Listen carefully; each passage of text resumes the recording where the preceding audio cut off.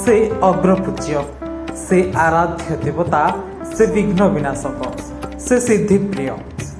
पार्वण ऋतुर प्रारंभ रे तांको आगमन धरारे उत्साह भरिदिए। ऐश्वरिक शक्ति और सद्भावना को धरापृष्ठ रे प्रतिष्ठा करने तांको आगमन प्रथमे हुए। सतरे तांको आगमनर अपेक्षारे अणनिश्वासी समस्त धरार अणुठारू विशाल हस्ती पर्यंत आउ से अपेक्षार अंत घटाई भक्त गहन विजे करिवे अष्टविनायक। समस्तों पाई सुख और समृद्धि आनिबे गजानन। केउ नाम धरी डाकिबी केउ नाम रे पूजिबी बोली विचलित हेबे भक्त।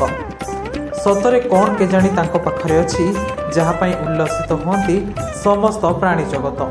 तांकु प्रमाण रे नुहे तांकु विश्वास रे प्राप्त करिबा सहज। से अर्थ तत्र सर्वत्र।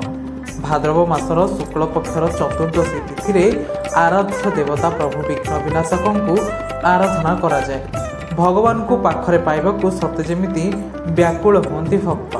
हाँ, अंत हेब एक लंबा प्रतीक्षा भक्तर भगवान को देखिबार प्रतीक्षा। निज मनर से छुटिया मंदिर भितर को हृदयर भक्ति रे हाथ धरी पाछुटी आनिबार प्रतीक्षा। से कुनी गणेश को श्रद्धारे कोଳରେ बसाई निज हाथ रे किछिटा खुआई देबार प्रतीक्षा।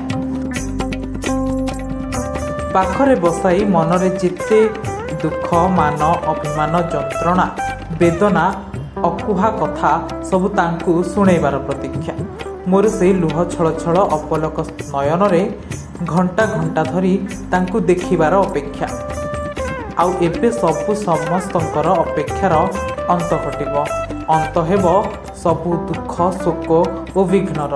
आ नुआ आशा उद्दीपना सह शुभारंभ हेब एक रिद्धि सिद्धि शुभ लाभ सम्मिलित सकाळर।